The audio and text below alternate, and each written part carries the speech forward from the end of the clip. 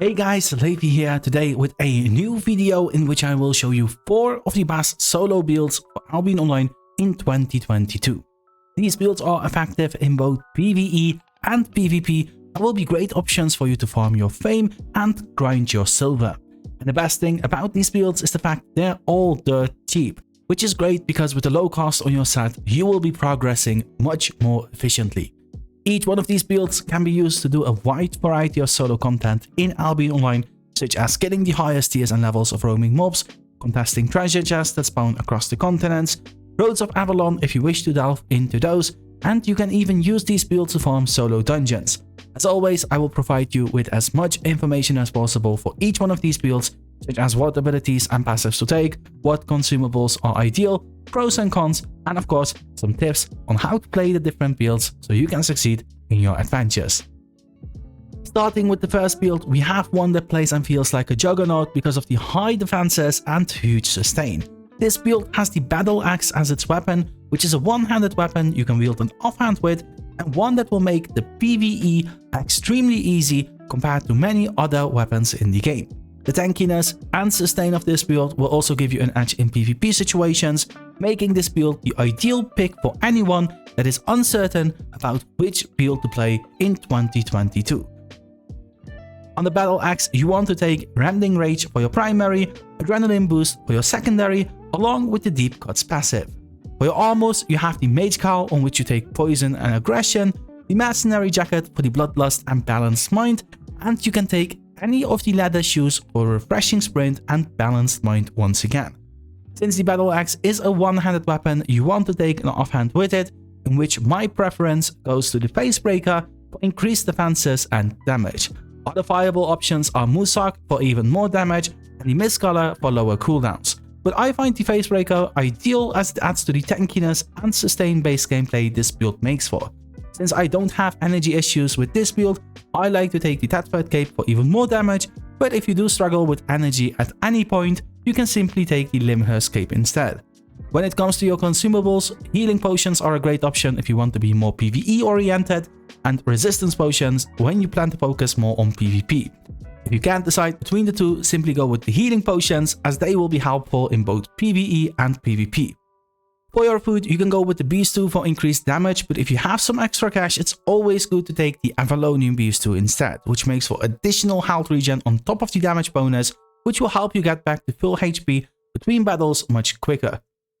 The way you want to go about playing this build is to keep the bleed dots up by using Rending Rage, and although you can cast this ability up to 3 times before it goes on cooldown, you want to use it only twice before it resets, as it makes for much more DPS if you play it this way. You only ever want to use the third cast of Rending Rage if you need to root or mobility, which will most likely be in PvP only. So cast Rending Rage twice, wait for the cooldown to reset, and cast it twice again and repeat for maximum damage. Blood Bandit can also be cast 2 times, with the first cast doing damage based on the blood dots on your enemies, and the second cast healing you on top of doing damage once again. So to get the maximum value out of this ability, you want to have 3 stacks of blood dots on your enemies before you use it. The third thing you have to know about your abilities in this build is regarding Bloodlust, which makes for huge healing for 6 seconds. To benefit from this, you have to apply direct damage within that window, which is why you want to combine Bloodlust with Adrenaline Boost to buff your attack speed for 7 seconds to get as many auto attacks off as possible. If you stick to these tips regarding your rotations with the Battleaxe, you will get the maximum out of this build and have the easiest time within the game when it comes to clearing mobs in PvE or fighting others in PvP. With this build, you are looking at a juggernaut type of gameplay where you are pretty tanky by default because of your armor and offhand, you have a good chunk of sustain through your consumables, ultimate and armor, and you even have decent mobility through your secondary and your boots. The only thing this build is short on is crowd control, which you still have a taste of if you cast your primary 3 times, but no other hard CC outside of that. The biggest weakness of this build is in getting kited by players that have even more mobility and crowd control, as it is a melee build that goes all in to become effective. A peak example of offense being the best defense. But other than that, an excellent build for any solo player to take on Albion Online in 2022. The second build I will show you today truly turned Albion Online into easy mode for me, and I'm very sure you will feel the exact same way. With the recent update, healer weapons got buffed in the damage department, and that made them top picks for all sorts of play in 2022, including solo PvE and PvP. So if you want to play a healer build or you simply want to have an immensely easy time in Albion Online, this build is tailor-made for you. It features the Great Nature Staff, which is a two-handed healing weapon from the Nature Staff weapon line. On this weapon, you want Torn Growth for your primary, Revitalize for your secondary, and the Calmness passive. For your armors, you have the Mage Cowl, on which you take Poison and Aggression, the Cleric Robe for Everlasting Spirit and Aggression once again, and you can take any of the Plate Shoes for Rejuvenating Sprint along with the Toughness passive. Tatford as the cape for this build, as you will be doing auto attacks for damage, in which the Tatford will add even more damage to your autos. If at any point you face energy issues whilst playing this build, which I didn't have during my gameplay, you can swap your Tatford cape for a Limhurst cape. As for your consumables, the pork omelette is a great choice of food as it will greatly reduce your cooldowns, meaning you will have more damage and sustain whilst playing this build. Since the sustain on this build is through the roof already and you even have proper defenses, I take a stack of poison potions with me to increase my damage output and go through bosses much quicker. But if you want to be more PvP oriented with this build, I would definitely take resistance potions instead. As for the important tips on how to play this build for maximum efficiency, your primary damage comes from Torn Growth, which is an ability you can spam on a very low cooldown. And if you get auto attacks in whilst using Torn Growth, not only do you proc your Mage Cowl and Tatford cape, but you also do extra damage from the effect on Torn Growth itself. So get in the habit of auto attacking as much as possible whenever playing this build. Use Living Armor as often as possible as it has a low cooldown and will heal you for a good amount every time you get hit. This ability truly makes any type of content enormously easy. You literally get rewarded for getting hit, which goes against all rules of taking damage. If you need even more healing, you have Revitalize, which is a bit more tricky to use, as getting hit whilst using this ability will reduce the channel duration, meaning you will get healed for less if you are casting this ability whilst taking damage. Which is why combining this ability with the Cleric Robe is an excellent play as you become immune to damage whilst the Everlasting Spirit Shield is active. A very important tip that will make or break your PvP fights in Albion Online whilst playing this build. You can of course also use your boots for healing purposes if you find yourself in a clutch situation, but it's even better to use your boots for mobility purposes as it's the only form of mobility you have within this build. So this build simply comes down to surviving with the sustain and defenses you have access to whilst taking your enemies down with the few damage options you have available to you. Granted, it's not a burst of damage and it needs some time to take enemies down. You're looking at a build where the quote, "slow and steady wins the race" is very applicable. Nonetheless, you will win many of those races against other players with this build because this amount of sustain is just that OP.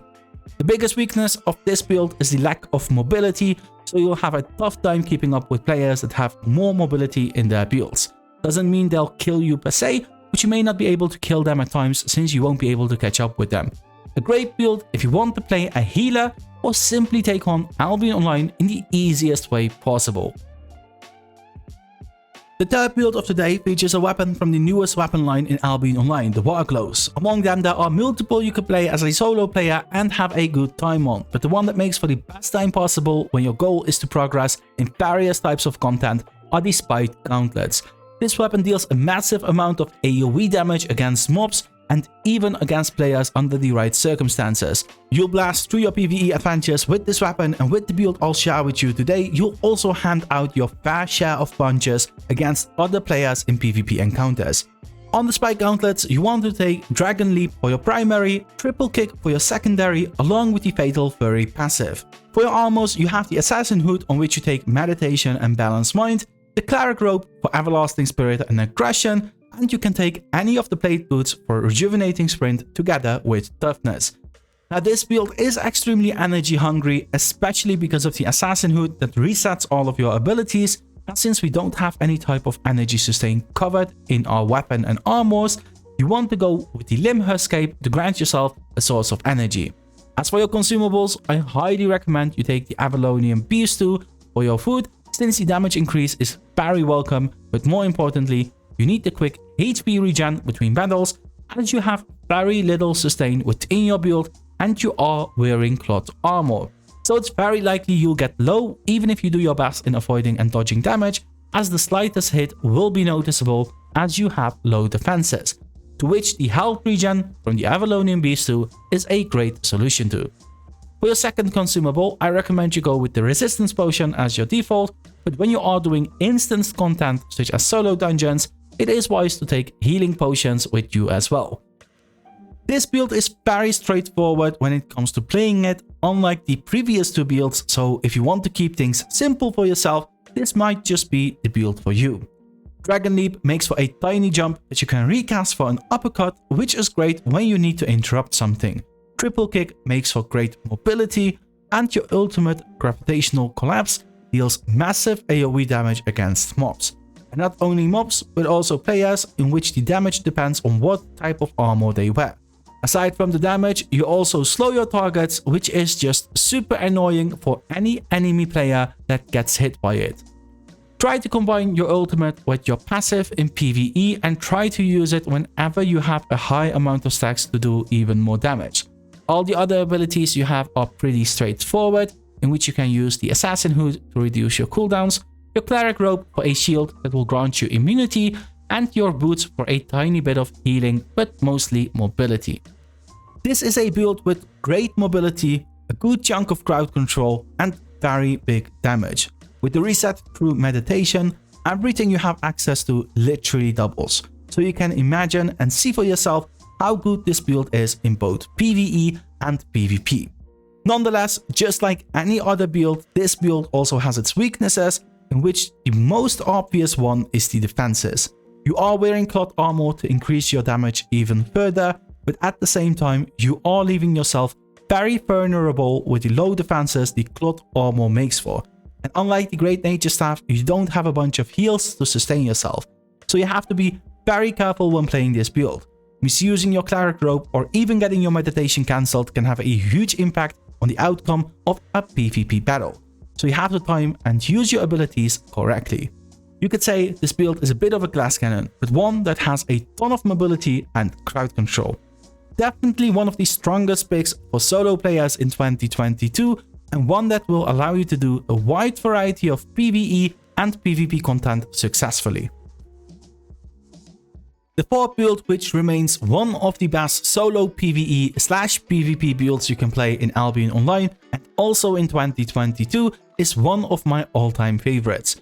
Although I covered this build a few times in different videos already and even did a 0 to hero in which I made a crazy amount of progress in just 3 days with this build, I think it's absolutely unfair to pass on this one whenever covering a topic such as today's video. This build features the light crossbow for its weapon, which is one of the most versatile weapons in the game. It has a place in so many different contents and is absolutely perfect for solo players to get their progress going through different types of activities. On the light crossbow, you take Explosive Bolt for your primary, Caltrops for your secondary, and the well-prepared passive. This will be your default setup whenever doing PvE, and if you find yourself in PvP situations, you can consider changing your primary to auto fire, whilst also changing your secondary to Sunday shot. This change can also be beneficial during boss fights, so if you find yourself having troubles with certain bosses, you can change your primary and secondary just like this as well. Where the first set of abilities makes for mobility and great AoE damage, it does remain a combination of skill shots, whereas the second set of abilities makes for a huge pierce and great single target damage without any skill shots to it.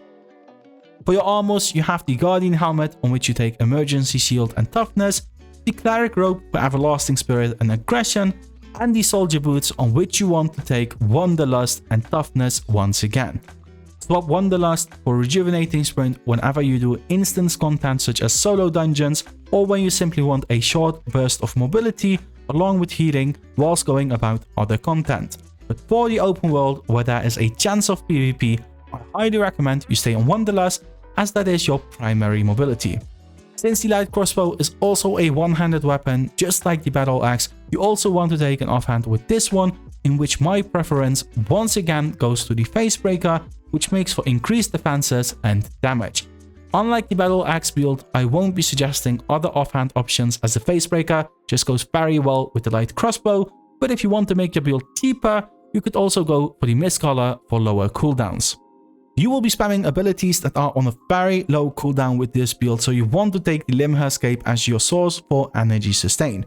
For the consumables, I recommend you go with the Avalonian Beast for increased damage and health regen in between battles. You don't have any sustain in your abilities, so regenning health back to full after a battle is simply crucial with this build, which is why I also recommend you take healing potions with you as your second consumable to add some sustain to this build. This build once again is very straightforward to play. You simply want to spam all the abilities on your weapon for damage and use your almost abilities when necessary. You have a shield on both the Guardian Helmet and the Cleric Robe, so you have a good amount of defensive abilities.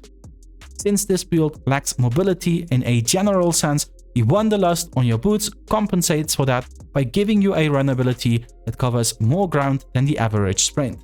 But as I said before, you may want to change some of the abilities in this build based on the situation, so if you do change your primary to auto fire and secondary to Sunder Shot, you suddenly do have a rotation that makes for more DPS. If you find yourself in a PvP situation and you manage to change your abilities, you want to use Auto Fire into Exploding Shot, followed by Sunder Shot, after which you cast Auto Fire twice more because of the reset through your weapon's passive.